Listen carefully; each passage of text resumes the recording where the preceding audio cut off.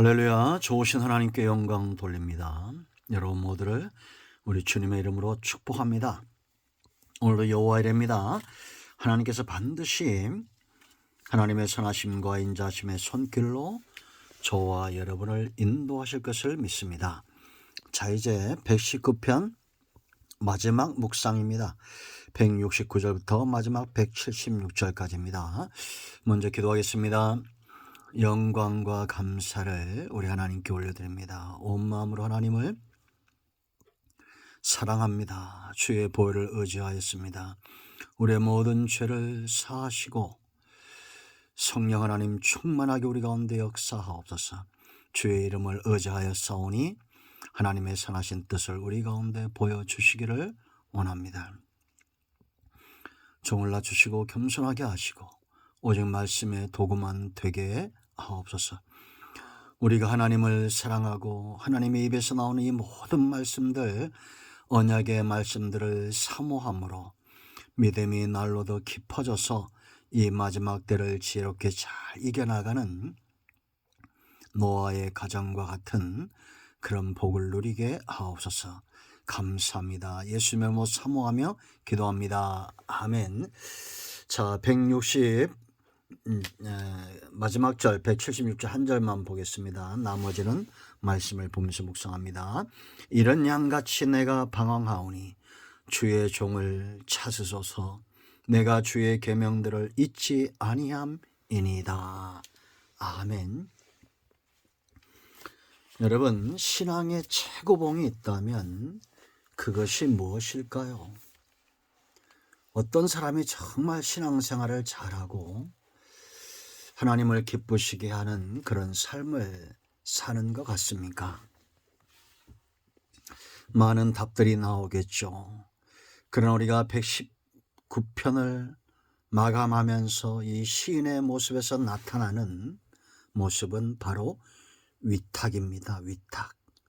철저하게 하나님을 의지하고 자기의 모든 것들을 하나님께 맡기는, 하나님과 자신을 하나 되게끔 하나된 그런 모습을 갖길 원하는, 절대 떨어질 수 없는 그런 삶이죠. 여러분, 저는 이것이 신앙의 가장 중요한 것이라고 생각을 합니다. 우리가 물론 헌신도 하고 여러 가지 신앙적 생활들을 영위해 가지만 양에게 있어서 가장 중요한 게 뭡니까? 목자를 의지하는 거 아닙니까? 그래서 위탁은 관계에서 오는 겁니다. 양이 목자를 알고 목자가 양을 아는 것처럼, 왜 이런 위탁이 최고 중요하냐 하면 오늘 본문에서 크게 세 가지입니다. 첫째는 169절과 170절 말씀 보면 부르짖음, 간구 이런 표현들이 있죠. 우리가 부르짖는다 생각해 보세요. 내가 간구한다. 이것은 심령이 온전히 성경대로 말하면 가난한 상태입니다. 어떠한 욕심도 어떠한 인간적 계획도 없이 오직 하나님을 향해서 마음이 하나된 마음입니다. 여러분, 우리가 양이 길을 잃거나 배가 고프면 어떻게 합니까? 부르짖죠. 매하고. 아무 생각이 없습니다. 그때는 오직 목자만 생각합니다. 심령이 가난한 자는 복이 있나니 천국이 저희 것이다 라고 말하죠. 여러분, 우리 안에 욕심이 들어오면, 우리 안에 죄가 들어오면 절대 하나님 나라를 살 수가 없고 하나님의 말씀에 유익한 것들을 우리가 체험할 수 없습니다. 이런 마음이 가난해질 수밖에 없었던, 하나님을 철저하게 의지하는 그런 심령, 부르짖음의 심령, 간구의 심령, 여러분, 이런 마음을 한 번쯤 소유해 보신 분들은 이것이 얼마나 복인가를 알 겁니다. 우리가 부모가 자녀를 생각하면 온통 마음이 그 안에 있죠. 자녀의 마음에. 그렇지 않습니까?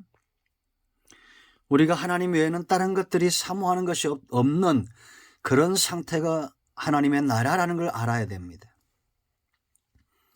여러분 160절 보세요. 주의 앞에 내 기도가 뭐라 말합니까? 169절 여호와의 나의 부르짐이 주의 앞에 이르게 하시고 주의 말씀대로 나를 깨닫게 하소서. 그가 기도의 응답 하나님 앞에 자신의 기도가 올라가서 체험되어졌던 그런 체험이 있기 때문에 마치 100m를 쏜살같이 달리는 사람처럼 부르짖는 겁니다. 한 번 이겨본 사람은 두려워하지 않습니다. 그렇죠. 그래서 운동선수는 끊임없이 연습을 하죠. 우리가 기도의 응답을 한 번 받으면 그 맛에서 벗어날 수가 없습니다. 그 성도는 부르짖어야 됩니다. 온통 하나님만 원하는 마음으로 부르짖을 때 우리의 기도가 상달될 줄로 믿습니다. 그 다음 보세요. 주의 말씀대로 나를 깨닫게 하소서. 그가 말씀을 깨달은 체험이 있다는 거죠. 여러분, 아브라함에게 주신 말씀이 곧 내 말씀이 될 때 그것이 은혜가 되고 응답이 되는 겁니다. 하나님은 절대 거짓말할 수 없다. 성경은 분명히 말하고 있습니다. 말씀 붙들고 기도하여 체험하는 저와 여러분 되어야 될 줄로 믿습니다. 170절 말씀도 보세요. 나의 간구가 주의 앞에 이르게 하시고 주의 말씀대로 나를 건지소서. 말씀대로 건짐 받았던 그런 체험이 있기 때문에 이 체험이 확신과 믿음으로 나타난 겁니다. 위탁하는 삶, 왜 복입니까? 하나님 앞에서 두 마음을 품지 않고 간구하는 심령. 한나의 기도에 대해서 우리가 여러 번 살펴봤죠. 통하는 것. 내 안에 있는 것을 그대로 다 드러낼 수 있는 그런 존재로 하나님을 만나는 겁니다. 두 번째, 왜 이탁이 중요하냐? 하나님을 나의 도움 삼은 상태예요. 자, 171절부터 173절인데요. 173절 보세요. 내가 주의 법도를 택하여 싸우니 주의 손이 항상 나의 도움이 되으셨나이다. 우리가 누구랑 편을 먹느냐가 곧 우리의 삶인데, 사람들은 강하고 능력 있는 사람들과 한편되기 원하죠. 여러분, 하나님보다 강한 존재가 없음을 우리는 머리로만 아는 것이 아니라 삶으로 철저하게 하나님을 위탁함으로 그 하나님 편에 서 있어야 됩니다. 이런 사람들의 삶의 특징이 있어요. 171절 보세요. 주께서 율례를 내게 가르치심으로 내 입술이 주를 찬양하리이다. 하나님, 강력한 하나님의 손에 붙들림 받고 전능하신 하나님을 피난처 삼고 그 하나님과 하나 된 사람들은 가르침을 따르게 되어 있어요. 다른 동아줄 붙들지 않습니다. 다른 도움 청하지 않습니다. 하나님의 율례를 가르침 받길 원하고 그 하나님을 가르침을 받으면 여러분, 어두운 가운데 빛이 비치는 거죠. 힘없는 자가 힘을 갖는 거죠. 그러니까 찬양이 떠나지 않는 겁니다. 하나님을 피난처 삶은 사람은 노래하는 삶 삽니다. 찬양하는 삶 살아요. 흥에 겨워 살아요. 늘 이기기 때문이죠. 우리가 하다못해 가위바위보라도 이기면 얼마나 신납니까? 그래서 환호성 치죠. 줄다리기, 여러분 운동에도 줄다리 이겨보세요. 신나지 않습니까? 성도는 항상 이기게 되어 있습니다. 왜 질까요? 가르침에서 벗어나기 때문이죠. 하나님 편에 있다면 가르침을 사모하세요. 말씀대로 되어져 승리함으로 찬양이 떠나지 않을 겁니다. 172절 보세요.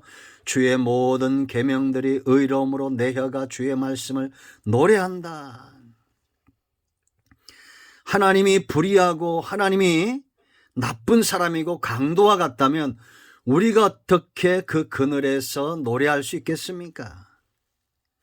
우리가 좋은 사람을 만나면 잠을 잘 때 평안히 자죠. 엄마 품에 있는 아이를 보세요. 평안히 자죠?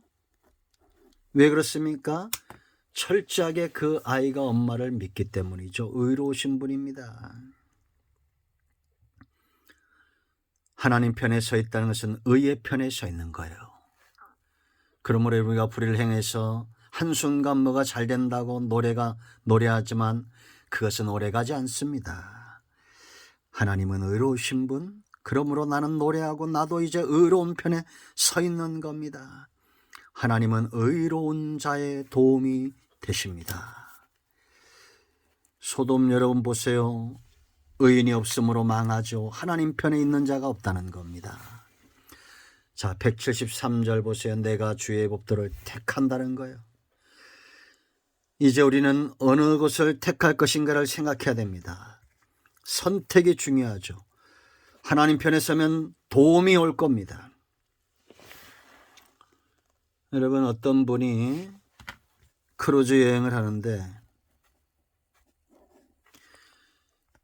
방에서만 왔다 갔다 하고 아침에도 밥을 안 먹고 물만 마시고 그랬다는 거예요. 일주일 여행을 하는데 뷔페 식당을 못 가고 커피숍을 이용을 못했다는 겁니다. 그 사람들이 있다가 왜 안 먹냐고 했더니 마지막 날 아우 저 비싸서 어떻게 사 먹냐고, 무슨 소리 하냐고, 크루즈 여행 경비에 다 포함된 거라고, 공짜라고. 얼마나 억울했겠습니까? 우리는 하나님의 법을 택하고 하나님 말씀 가운데 서야 됩니다. 우리가 하나님 편에 설 때 스페셜로 하나님의 도우심이 임하는 거예요. 주의 손이 항상 나의 도움이 되셨나이다.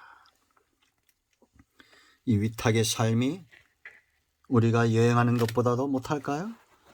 5성급의 호텔에 묻는 것보다도 더 못할까요? 절대 아니라고 저는 믿습니다. 하나님 안에 있는 항상 스페셜 메뉴를 누리는 우리 모두가 되기를 축원드립니다. 세 번째 위탁이 왜 중요하냐? 자기 자신이 어떤 존재인가를 아는 사람이 위탁하기 때문입니다. 오늘 176절 보세요. 잃어버린 양같이 내가 항상 방황하오니. 하나님이 없는 삶, 나는 잃어버린 양과 같은 존재라는 겁니다. 그러므로 이런 사람들, 하나님이 없으면 나는 잃어버린 양같이 별 볼 일 없는 존재다. 양은 한 치 앞도 내다보지 못하고 꼴도 못 찾고 쉴 만한 물가도 못 찾고 사망의 음침한 골짜기도 못 지나가고 원수도 해결할 수 없어요. 아무것도 할 수 없는 존재죠. 오직 목자가 있어야 됩니다. 그러면 이 목자를 어떻게 돼야겠어요? 174편 보세요. 114전 4절 114절 여호와여 내가 주의 구원을 뭐요? 사모하여 싸우며 주의 율법을 즐거워하였나이다. 하나님이 없는 존재는 잃어버린 양 같다면 나는 그 하나님을 사모해야겠죠. 두 마음을 품지 않고 하나님만 사랑하고 하나님의 입에서 나오는 말씀을 즐거워해야 될 거 아닙니까?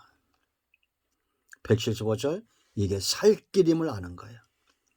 내 영혼을 살게 하소서. 그리하시면 주를 찬송하리이다. 주의 규례들이 나를 돕게 하소서. 하나님이 없는 삶, 잃어버린 양은 죽을 수밖에 없습니다. 원수에게 당하고 산가시에 당하고 살 수가 없어요. 하나님만 자기의 생명의 통로 삼는 사람, 생명의 부양자 삼는 사람, 하나님을 의지하게 되어 있습니다. 마지막 절 잃어버린 양같이 내가 방황하오니 주의 종을 찾으소서. 내가 주의 계명들을 잊지 아니함이니이다. 주의 계명, 주의 음성을 사모하고 원하게 되어 있습니다. 그러므로 양은 목자의 음성의 전문가가 되어야 돼요. 우리 모두가 하나님을 위탁하는 그런 저와 여러분 되기를 축원드립니다. 아멘. 이제 169편을 마감하면서 우리의 삶이 헌신도 필요하고 여러 가지가 필요하지만 무엇보다도 우리 생애가 하나님을 철저하게 위탁하는 하나님을 의지하는 삶을 살기를 축원드립니다. 우리가 연약하고 죄인 되었기 때문입니다. 기도합니다. 예수님의 이름을 의지하기 도합니다. 이 말씀대로 되게 하여 주시옵소서. 우리 가운데 마음이 상한 자, 병든 자 치유하시고 회복시켜 주시기를 원합니다. 예수님의 이름으로 사모하며 축복하며 치유하며 기도합니다. 아멘. 할렐루야. 응답되었습니다. 예수 그리스도의 이름으로 모든 어둠은 물러가며 온 영과 온 마음과 온 육체는 치유되고 회복되었습니다. 아멘.